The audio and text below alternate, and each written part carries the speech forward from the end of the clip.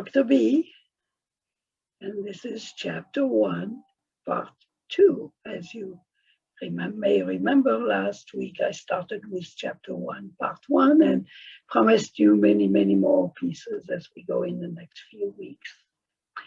So I want to share a story with you very quickly because I think it's a good example. So yesterday I recorded chapter 1, part 2, and things didn't work out well. I was sharing the screen, but it wasn't showing up for the viewers. I accidentally paused the recording, so at the end, only a tiny bit had been recorded. So the moral of the story is that glitches happen all the time, and we just have to keep going, keep our eyes on the prize, and just keep going. Things happen, not a big deal. Though at the time I was frustrated. I put a lot of effort into this. So let's make believe this is the first time that I do this. And let me start again. This is Dr. B, and also known as, so AKA Dr. Boscovitz. And I will want to remind you that I published I Want to Be Me, but I don't know who I am, the guidebook for teens and young adults. I published this 3.5 years ago, and just earlier this spring, and look, it finally came. I got the copy, nice and shiny. You can see it feels really, very good. So here is the workbook. The same girl with her new friends. They're all working on figuring themselves out. The workbook came about because when I published the first book, I had comments such as, well, that's just great, but how do you do it? So I thought, oh, okay, how do you do it? And the workbook was actually quite difficult to write because how to make those things, examples, concrete, and how to invite the readers, you guys, to check things out. So I hope that many of you already have the books. If you don't, I want to remind you that you can get at least the beginning of the books for free. And I want to show you, this time I'm going to share the screen properly. If you go to the website, wherever it is, I don't see it. Okay, I'm not going to share yet. I am going to make sure I have it on the website. Here it is. Okay. So back to Zoom and back to sharing screen. I'm determined to make it work this time.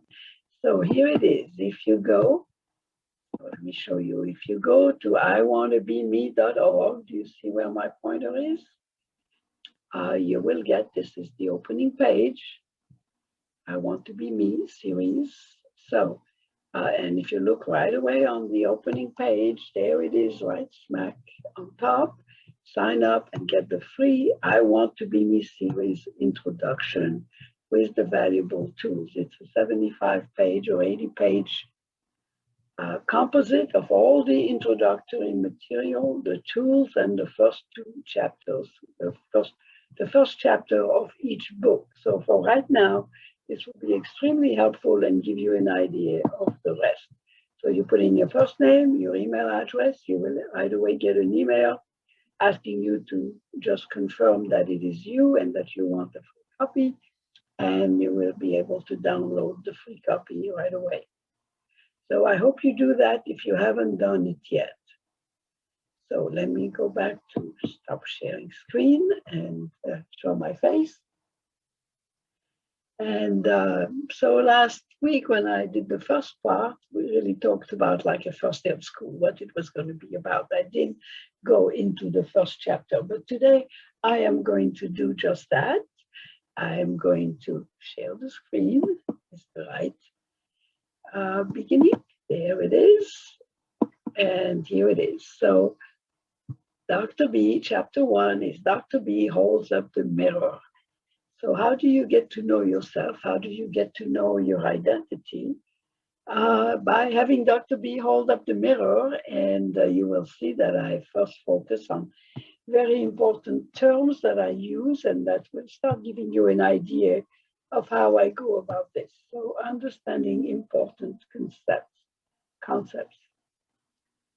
So the first one is identity. What is identity? It's the person you are, and which is, some parts are easy to describe. I'm a girl, I'm a boy, and oh yeah, I hear you already saying, but I'm not non-binary. So yes, I do honor that. And in the next piece, in part two, you will see that that is one of the choices. We call that, the next piece is I'm just going to show you quickly, demographics, just your personal information that is, and that other people can find out readily as well. Not everything. You may not disclose that you're non-binary to everyone, but that's all right. You choose at what pace you go. And so who do you live with? What ethnicity, and how many do you identify with? And all kinds of, questions which are kind of obvious questions about you. And that is part of your identity, very much a part of your identity. But that's not all your identity. Your identity is also what's inside of you, which gets expressed to others, but which is your insides. And this is really where I focus in the book mostly. So identity is the way you are, the way others see you. And in just a little bit, I will show you what I created, which is the identity scale. And I will tell you also how it came to be, and even how this whole work came to be. So in this part, I also invite you to say, what do you think about your identity? How do you see yourself? What does it mean to you? So the next thing, to be able to do that, you need awareness of yourself. That is most important. How do you become aware of who you are, how you feel about what you want about your life, what you want for yourself? So this is, of course, I leave only 3 lines, but you can use as many as you want. And take blank paper to keep answering, or just think about your answers. So the next thing is to realize that privacy is essential, to be able to be intimate about yourself and look at yourself. You need to know that nobody is looking over your shoulder. This is private. I think you all know what that word means. So privacy is keeping things to yourself until you feel like disclosing them. Of course, you can always disclose them, or tell other people, but it's essential for you to be able to have privacy. And it's also essential for honesty. So what is honesty? It's being truthful with yourself, because if you're not, and this is a challenge. On one hand, if you're not honest with yourself, this work is not worth as much as if you are. On the other hand, being honest with yourself can be a very difficult thing to do, because we don't always like what we see about ourselves or what we know about ourselves. So honesty is essential, is most important, but it's not always so easy to achieve. So, but one way is to listen to our true voice, the one voice that we hear inside ourselves. What does it, how does it feel about things? How does it feel about what's happening to you? How do you see yourself? How do you hear yourself? So this, I will of course go into all this much more in detail, as I did in the first book, and I will be doing in the workbook as well. And then one of the most important things is your dreams. Everyone has dreams, even if you are not aware of them, or you've hidden them because you're afraid they're just dreams. But dreams are essential. They give us direction, they give us goals, they give us an urge to go on with our life and make things happen for us. So again, of course, I will talk much more about that later. So self-soothing is being aware of ourselves, our feelings, particularly when they are negative. So taking care of ourselves when we're hurt or angry. And some people write in their diary, some people read, some people listen to music, some people dance, some people run, some people do sports, some people So that's not the only reason to do sport, but sometimes just to, go and punch a punching ball or shoot a few baskets to help you feel better. Some people go climb trees. Everybody has a solution, and it's very important to have a solution and to allow yourself to do that self-soothing. And in the process, now this one, becoming your own parent, is a challenge, and it may sound weird, but it is the job of every one of us during our adolescence, to go from childhood to adulthood, to become in charge of ourselves. And it's good, and it's of course best to be the parent who listens to us, who feels for us, who is empathic or empathetic, as some people say, who cares about us. We don't want to be our mean parent. We want to be our own good parent. That's in chapter 6. So good choices. What are good choices? They're choices that will fit our goals, that will help us towards our dreams. And that's why one of the reasons dreams are so important, so we can know where we want to go, what we want to be, who we want to be. And do we make choices that fit, or do we make choices that don't fit? Now, it happens all the time that we make choices that we don't fit, and we have to backtrack, just like I chose to do that taping too quickly yesterday and didn't pay enough attention to what I was doing, apparently. So today, I'm making good choices and paying more attention, even if it sounds kind of funny. But let me push this out.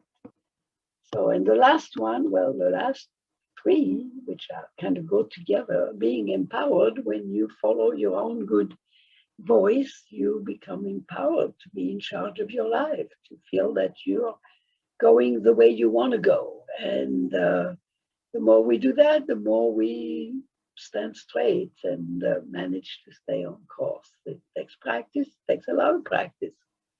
And we start learning that in adolescence, but we do it. It's something we have to do our whole life long, including the good choices. No, these are challenges that we will be meeting our whole life. Does it take courage? Courage is doing things even though they're pretty scary. And courage is something good to develop and to have, because it takes us through the obstacles. It helps us become empowered and resilient. So courage is a very important quality. So that is this for this. I'm going to let you look at this on your own and think about it. And I'm going to stop sharing here and go back to get ready for the next section, which is to look at the identity scale, and then in a little bit at the behavior scale.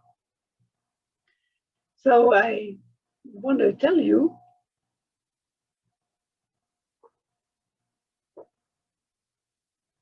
as soon as I finish drinking that I'm also preparing to have what we call Q&A sessions, questions and answers, where I will be on Facebook and you'll be able to see me, and I will read your questions that you will put in your comments and answer them aloud. If you make them too personal, I'm going to have to make them more impersonal in order to be able to answer them. I want to remind you about privacy. Even in this, you can ask questions, but you don't have to be too personal. But that's something that might be a good idea to learn while we're doing this Q&A. Hopefully, it will start after the end of next week. And this is still very new for me. And as I've shared, all these things are fairly challenging. So